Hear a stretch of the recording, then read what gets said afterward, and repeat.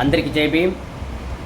నేను మీ కొప్పేడు మధుబాబు, చిత్తూరు జిల్లా జీడి నెల్లూరు నియోజకవర్గము బెదురుకుప్ప మండలంలో దేవళంపేట అనే ఒక చిన్న టౌన్ నందు భారత రాజ్యాంగ నిర్మాత, ప్రపంచ మేధావి, ఈ భారతదేశంలో పుట్టిన ప్రతి పౌరుడికి హక్కులను, ప్రాథమిక విధులను, స్వేచ్ఛను, రిజర్వేషన్లను కల్పించినటువంటి డాక్టర్ బాబాసాహెబ్ అంబేద్కర్ గారి విగ్రహాన్ని కాల్చివేయడం జరిగింది.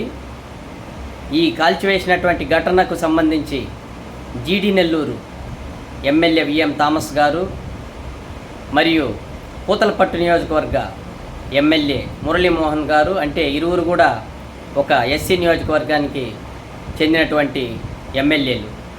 వీరు ఈరోజు ఇచ్చినటువంటి ప్రెస్ మీటు ప్రతిపక్ష పార్టీకి సంబంధించినటువంటి నాయకులు డాక్టర్ బాబాసాహెబ్ అంబేద్కర్ గారి విగ్రహాన్ని కాల్చివేసినారని వీళ్ళు చెప్పడం జరిగింది. అలాగే ప్రతిపక్ష నాయకులు, అధికార పార్టీ నాయకులు డాక్టర్ బాబాసాహెబ్ అంబేద్కర్ గారి విగ్రహాన్ని కాల్చినారని వాళ్ళు చెబుతున్నారు. అధికార పక్షము మరియు ప్రతిపక్షము ఇరువురు కూడా రాజకీయ దురుద్దేశాలతో మీరు ఒకరినొకరు విమర్శించుకోవడం పక్కన పెట్టి, డాక్టర్ బాబాసాహెబ్ అంబేద్కర్ గారి విగ్రహాన్ని ఎవరైతే కూల్చినారో వారిని కనిపెట్టే విధంగా చిత్తూరు జిల్లా కలెక్టర్ గారు, చిత్తూరు జిల్లా ఎస్పీ గారు సమగ్ర విచారణ చేసి వెంటనే నిందితులు ఎవరో కనిపెట్టి వారి మీద ఎస్సీ ఎస్టీ కేసు కట్టి వారిని రిమాండ్కు కూడా పంపించాల్సిందిగా దళిత సంఘాలు మరియు బహుజన్ సమాజ్ పార్టీ, కుల సంఘాలు అందరూ కూడా కోరుకుంటున్నాము. అదేవిధంగా ఆర్టిఫిషియల్ ఇంటెలిజెన్సు టెక్నాలజీ డెవలప్ అయినటువంటి ఈ రోజుల్లో కూడా ఇలాంటి దారుణాలు అనునిత్యం జరుగుతూ ఉందంటే ఎక్కడో వ్యవస్థలో లోపం ఉన్నట్లే ప్రస్ఫుటంగా కనిపిస్తూ ఉంది. నిజంగా వ్యవస్థలో కఠినంగా వ్యవహరించినప్పుడు ఇలాంటి పరిస్థితులు జరగవు. ఇప్పుడు రీసెంట్గా చిత్తూరులో కూడా ఒక దళిత అమ్మాయిని రేప్ చేయడం కూడా జరిగింది. సాక్షాత్తు జిల్లా హెడ్ క్వార్టర్స్లోనే ఇది జరగడము అక్కడ ఉన్నటువంటి పోలీస్ అధికారులకు కూడా అవమానకరం.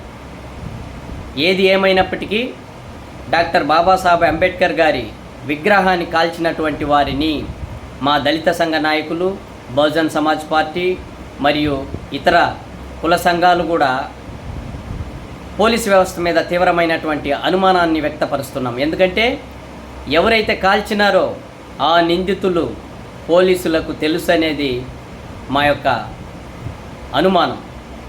తెలిసినా కూడా వారిని ఇప్పటి వరకు అరెస్ట్ చేయకుండా వారిని వదిలిపెట్టడము ఇది అంబేద్కర్ గారికే అవమానకరం. అంబేద్కర్ గారు ఒక రాజ్యాంగ నిర్మాత మాత్రమే కాదు, ఒక దళితులకు మాత్రమే నాయకుడు కాదు. అతను ఈ భారతదేశంలో ఉన్నటువంటి ప్రతి పౌరుడికి కూడా నాయకుడు, ఒక జాతీయ నాయకుడు. ఈ రాజ్యాంగం ద్వారా ఎస్సీ ఎస్టీలకు, బీసీలకు, మైనారిటీలకు, అగ్రకులాలకు అందరికీ కూడా రాజకీయంగా అవకాశం కల్పించినటువంటి మహనీయుడు, ఉద్యోగాలకు కూడా రిజర్వేషన్ కల్పించినటువంటి మహనీయుడు, వయోజనులందరికీ కూడా ఓటు హక్కును కల్పించినటువంటి మహనీయుడు. ఈరోజు ఈ దేశంలో సర్వమతాలు కూడా సమానంగా జీవిస్తూ ఉందంటే అది రాజ్యాంగం యొక్క గొప్పతనం. ఈ రాజ్యాంగంలో ఉన్నటువంటి రిజర్వేషన్ ద్వారా కలెక్టర్ గారు కూడా లబ్ధి పొందొచ్చు, అలాగే ఎస్పీ గారు కూడా రిజర్వేషన్ ద్వారా లబ్ధి పొంది ఉండవచ్చు. ఈ రిజర్వేషన్ ద్వారా మీరు కూడా ఉద్యోగాలు పొంది ఈరోజు ఇంతటి అవమానకరమైనటువంటి పరిస్థితి డాక్టర్ బాబాసాహెబ్ అంబేద్కర్ గారి విగ్రహానికి జరిగితే అలాంటి విషయాన్ని మీరు దయచేసి తాత్సారం చేయకుండా వెంటనే నిందితులను అరెస్ట్ చేసే విధంగా చర్యలు తీసుకోవాలని కోరుతున్నాము.